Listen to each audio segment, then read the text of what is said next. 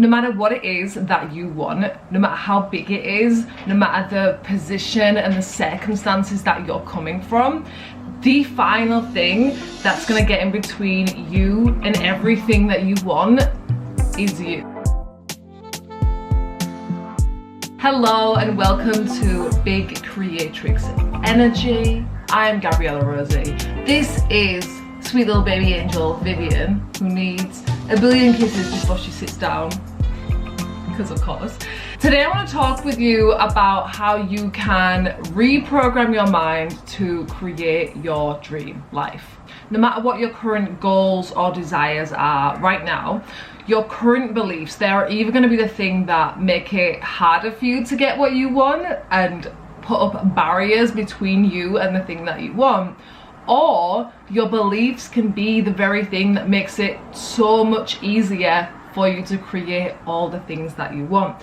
When your beliefs are in accordance, in alignment with the thing that you want, it makes your actions easier to take.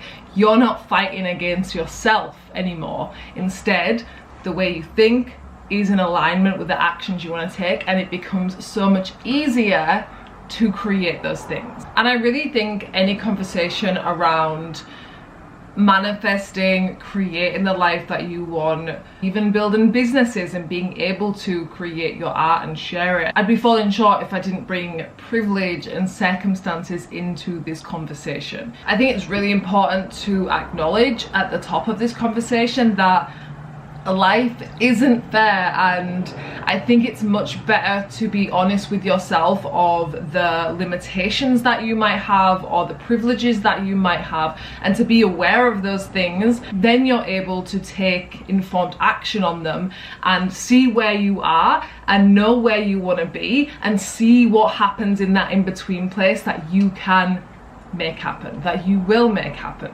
And this for me makes it so clear of why it's so important to have role models like you who've done things that are similar to the things that you want to do, and to seek those people out and to look up to those people. And if you can't find people who are like you, who've done the things that you want to do, then you get to be the role model for the people that you will inevitably inspire by taking up your space in these new ways, by showing up, by being the person who is bold enough to pave a new way. You know, I'm talking about reprogramming our minds here to create our realities. And of course, this is a conversation about mindset, basically. It's the core of it. This is setting yourself up to have the type of mindset and thinking patterns that make it easier for you to get the things that you want. That isn't to say that you will, work an affirmation into your life, or, even if you're able to perfectly plug in a new mindset that is in accordance with what you want,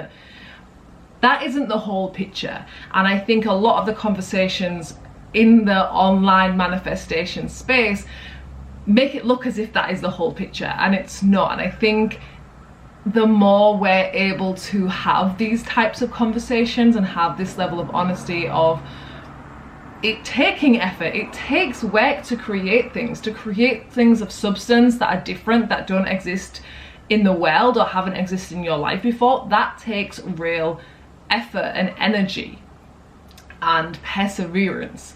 And the reason why I think what we believe, what we think, our mindset, if you will, why that is so valuable, why it's so powerful, is because that's going to serve as the undercurrent. So no matter what it is that you're doing, no matter what action that you're taking, how you think is the thing that's going to propel that or slow it down. So if you think something's going to be really hard to do, you're going to be preparing yourself for it to be a hard situation. If you think something's going to be really easy, you're going to be going into it with the lightheartedness that eventually makes something easy. That's obviously a very simplified version of it, but you get my drift. So your mind creates your life in the most simplified version of it. And the way I believe this applies is through us choosing to see opportunities or choosing to see limitations. This is very glass half full, glass half empty kind of situation. But the truth is, looking for opportunities takes more energy. It's so much more energy to want to see the bright side of things. It's so much more energy to try and look for the positive situations, because we can get into the, you know, our brains find it a lot easier to notice negative things, because that is the things that can be more threatening, that for survival we maybe have to pay more attention, or have had to pay more attention to the negative things. So we have this natural negativity bias, this natural inclination to see the limitations. But because our brains are these beautiful things, we also have the ability to spin anything to be an opportunity, to see anything from the good side. And when we do that, we actually create opportunities. Things we might have looked over, we're paying more attention to them. We're doing the actions we can do from where we are at, instead of looking at the dream situations. If only this was this, then I would be able to do it, and casting, you know, the things that you want away into a different reality. Instead, you can be like, this is the situation, this is the hand that I was dealt, this is my circumstance right now, let me look for the opportunities within that, and let my brain, let my beliefs be the thing that power me to go forward in finding those opportunities and taking action on them. And, you know, I talk about this over and over and over and over again, and the light's getting really like dramatic, so I don't know how weird this is gonna be, but I talk about this over and over again. The only thing that is gonna make you successful in whatever it is that you want to do is continually taking action, doing that thing, and continually sharing what you're doing and what you're creating. That is how it works. Continued action over long periods of time. In psychology, there is the belief to feeling to action process. So for you to take an action on something, that's usually backed by a feeling you have around that thing, that feeling is usually based in a belief that you have about that thing. And too often we judge ourselves based only on the actions that we are or aren't taking, or the feelings that we have, the constant flow of feelings and thoughts that we might be having around what it is that we want to be doing, how we want to be moving through life, all of these things, right? And I'm sure you guys are all familiar with Eckhart Tolle. In his book, The Power of Now, he talks about our thoughts in this way that really simplified it to me and is quite a beautiful little analogy. He was talking about how our thoughts are something that we experience, and our thoughts are something that pass by us. And he described this kind of, you're stood behind a waterfall.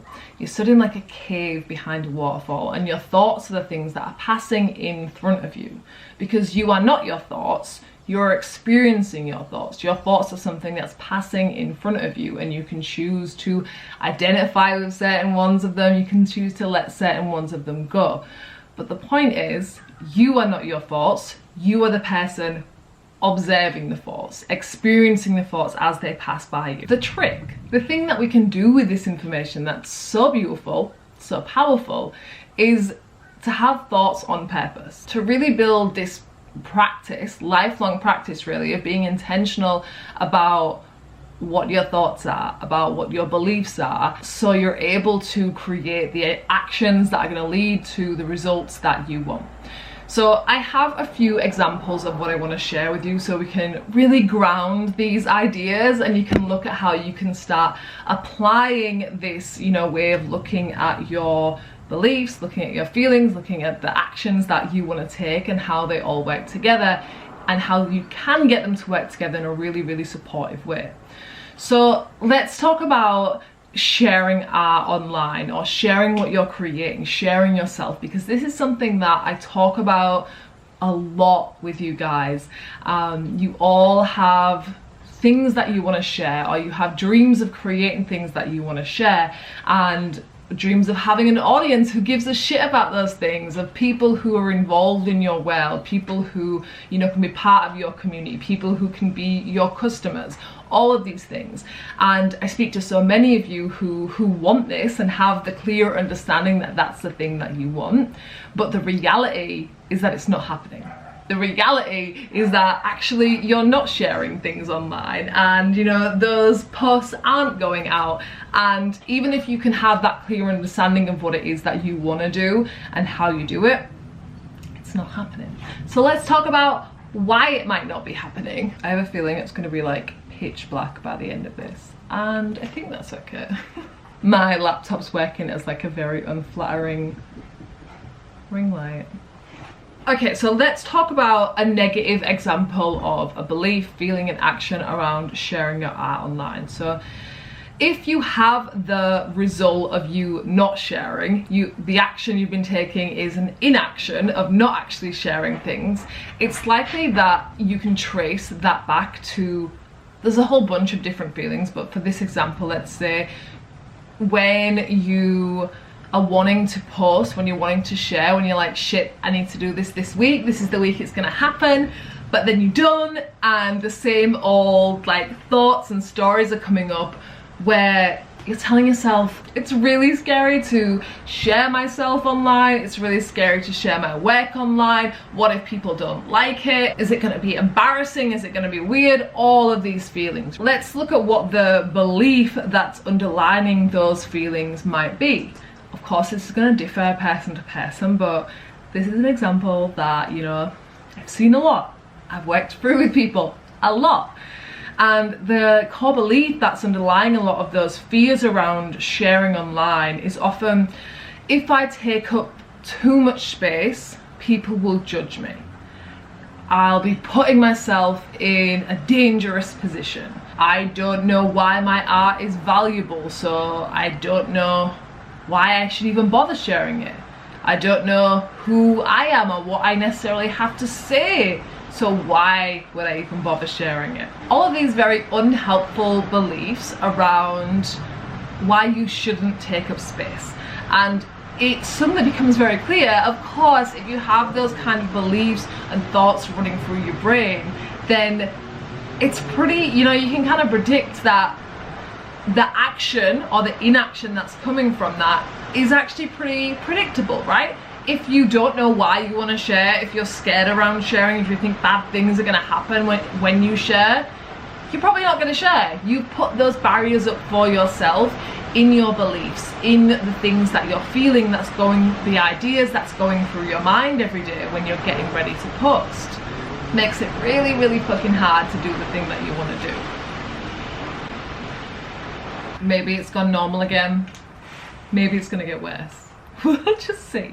Let's look at the same goal of wanting to share your work online, but how that can happen, the action, the results you can have when you trace it back to having more positive feelings and beliefs around sharing online every day. So the action that you want to exhibit, you're sharing your work every day.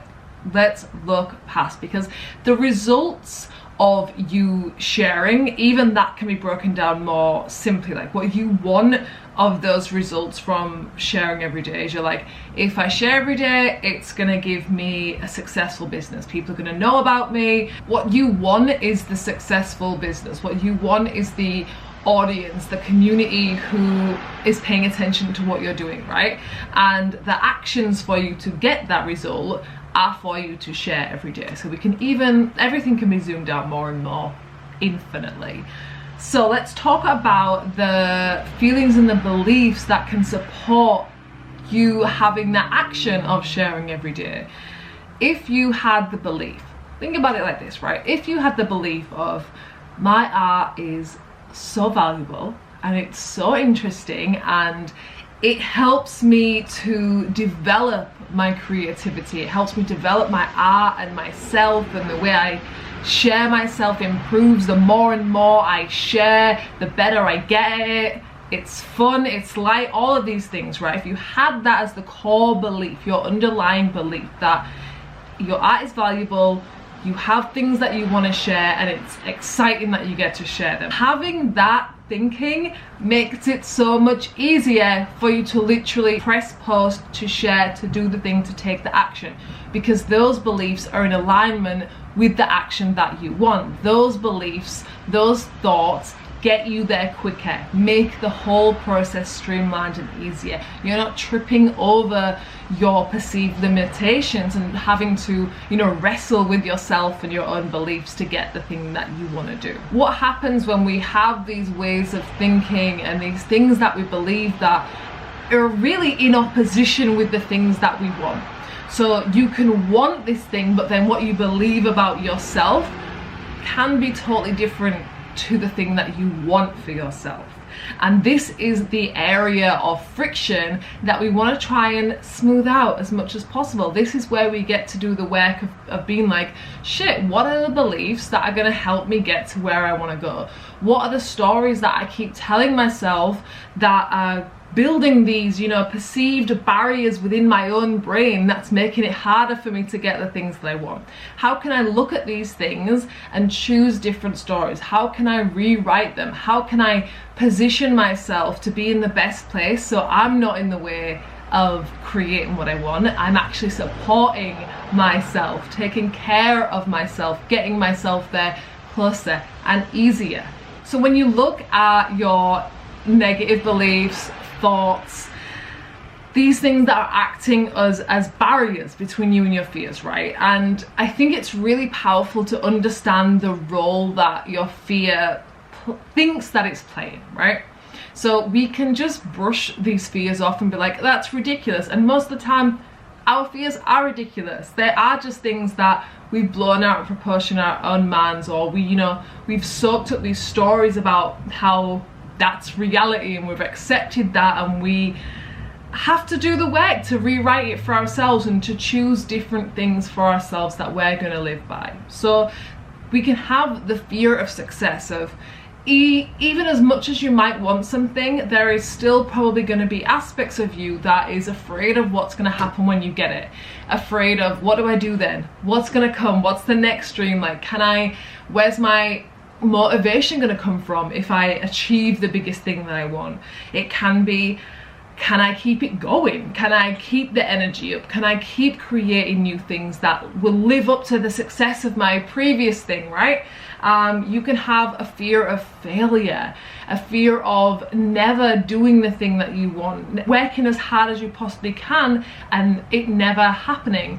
You can have the fear of failing in front of other people and being perceived as a failure. That's a huge one. And then there's also the fear of change. So even though in our desires there is a natural desire within that for change, for things to be different in a way, we want this different future, we want this different reality for ourselves. Change is literally, you know, a given within that. That's kind of the point of it.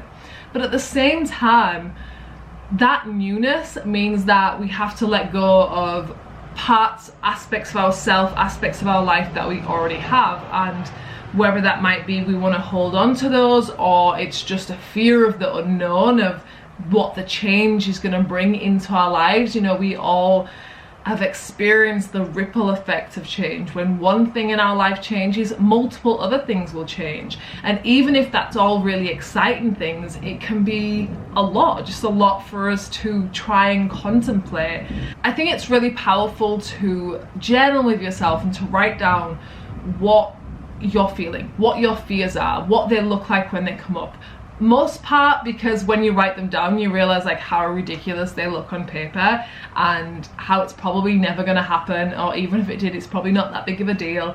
But this is really powerful because of that. When you write down your fears and you start to break down these beliefs and the thought patterns and see them for what they are, what they really look like, instead of, you know, letting them spin circles in our brain, when we get those things down, then we can be like, okay, what part is true, what part isn't true, what part do I want some more information, what part can I rectify, how can I start telling myself new stories, better stories that help me let go of these fears, because they're only going to be holding you back as long as you hold on to them. My action point that I want you to do is to get really clear on something that you desire most now. What is it that you most desire right now?